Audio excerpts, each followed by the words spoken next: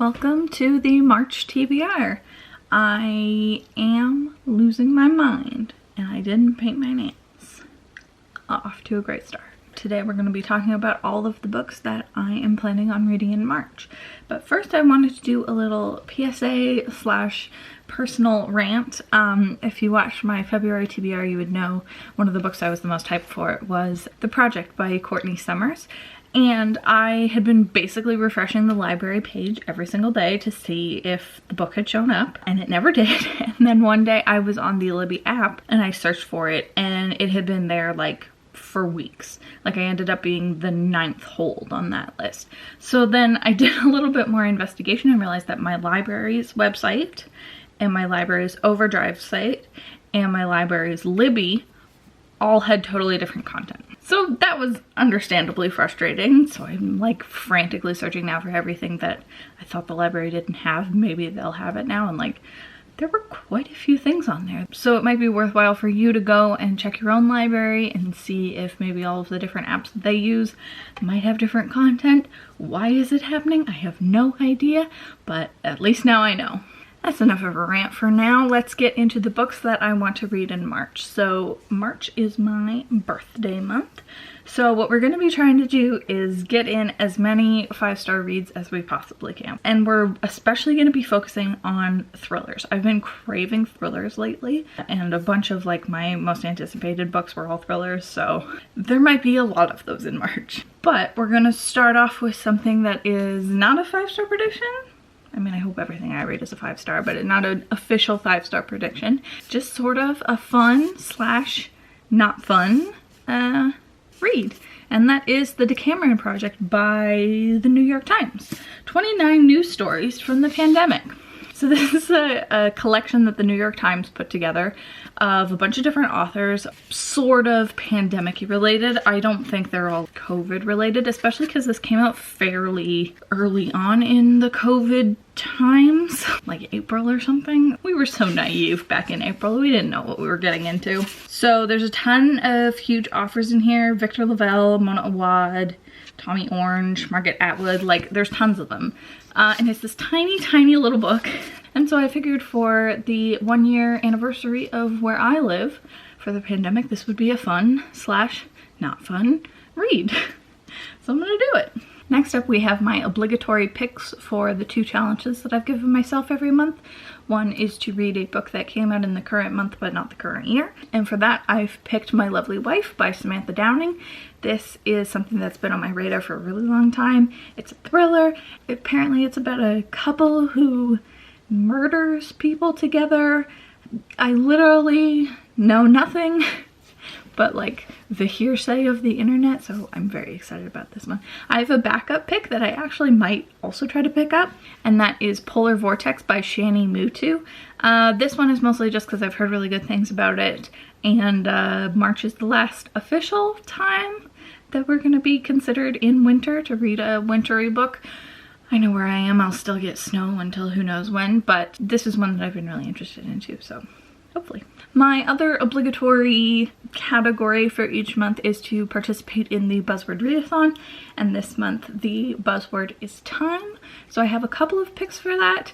The first one is No Time Like the Future by Michael J. Fox. This is his memoir, and who doesn't love Michael J. Fox? Who doesn't love Back to the Future? It just sounds like a good time, and I have the audiobook available for me, so that's always a nice one to mix up the many, many thrillers that I am planning on reading. The other option that I have for this category is The Last Time I Lied by Riley Sager, just because I've read 2. I feel like I've read more than 2, but I think it's only 2 Riley Sager books up to this point, and I've really enjoyed both of them, so I figured why not. Now we finally get into the list of the many, many, many thrillers that I want to read. The first one being Behind Her Eyes by Sarah Pinborough, because nobody told me this just got a Netflix adaptation. Like, I literally had no idea. It was suggested to me and I thought, no, there's no way that's the same thing. That same book that I've been putting off reading for like years at this point. No, it's exactly the same one. So I'm hoping maybe to do both. Are you hearing that? Something's being weird. Sorry if you can hear that. I hope you can. I hope I'm obnoxiously loud enough. All that I know about this one is that it's got apparently the wildest twist ending you will ever read, so no pressure.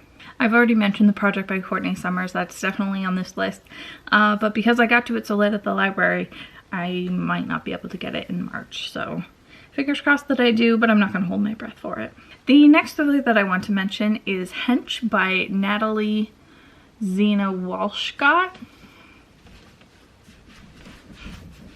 That's right, I got it. This one I mentioned also in my most anticipated books. It's about a woman who does administrative work for supervillains.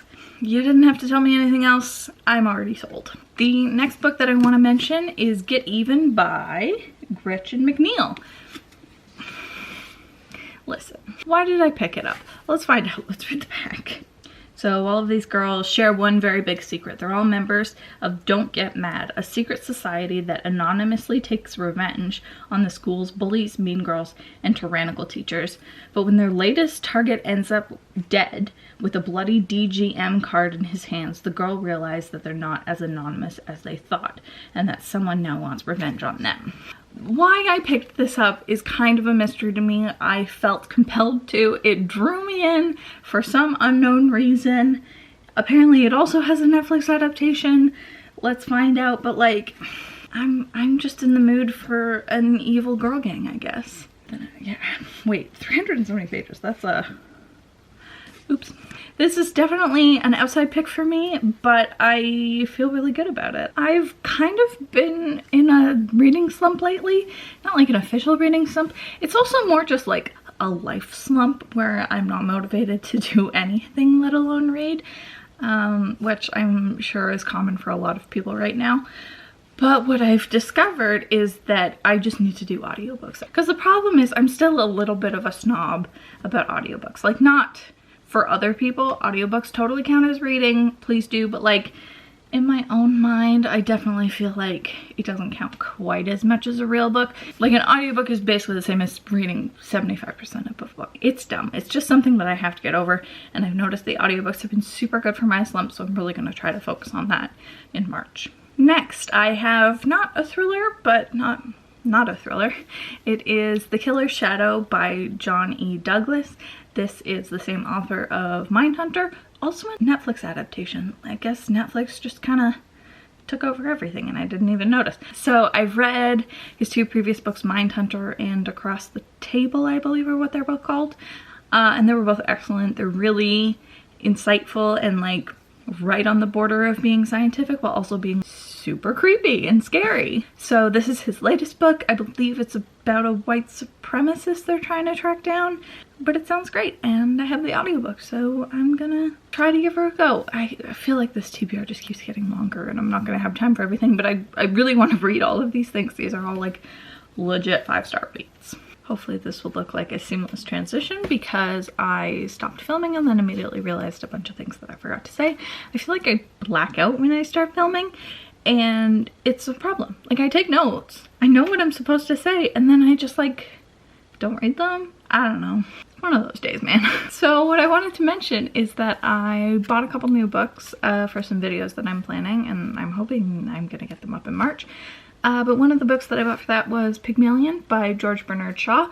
This is one of Shaw's most famous plays, and it was the inspiration for the musical My Fair Lady, which I'm obsessed with. I'm truly, truly obsessed with and singing it to myself near constantly. So it's a tiny little play that you can fly through. Excited to do this one in March. I'm starting to get to that point in booktube where I have a bunch of really good ideas, or what I think are good ideas, but I need the time to actually read the books and film the videos and the motivation to do both or either, so hopefully we will prioritize that in March. And the final book I want to mention, I think the only non-thriller on here, is A Darker Shade of Magic by V.E. Schwab. I read The Invisible Life of Addie LaRue last year and really enjoyed it a lot more than I was expecting to. And I know that people say it's very different from her other stuff, but Darker Shade of Magic has been on my radar for a long time. Might as well get to it now. And a fantasy will be nice to break up the thrillers. I feel like I've heard so much about this book and yet know nothing. How is that even possible? And that's the end of the video. I think those are all the books that I wanted to talk about. I mean, I want to talk about all the books all the time forever, but these are the books that I'm going to be focusing on in March. I'm realizing I didn't mention like any romances. I mean, why don't I just... Yeah, let's just talk about this romance, After I Do by Taylor Jenkins Reid. This is one of my must-read in 2021 books from, you know, that video. One of those.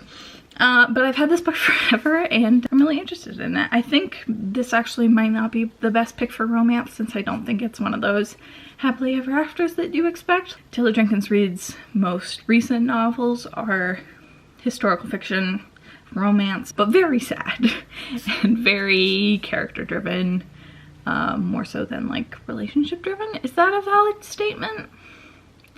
Let's go with it. This is one of her earlier books. I'd like to read everything that she's written just because I love Seven Husbands so much. So let's give this one a go and then see if we need to reevaluate where TJR stands within my author rankings. Not that I have an official list or anything. Wouldn't that be weird?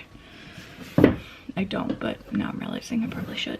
Okay, so now those are all the books that I wanted to talk about for my March TBR. Of course, things will come on and off depending on library availability and how many books I allow myself to buy. So, but I'm looking forward to it. I'm hoping it'll be a good month. I'm hoping just front loading all of the 5-star reads will help me get out of the slumpy existence that I've been in. Anyway, thank you for watching and I will see you in my next video. Bye.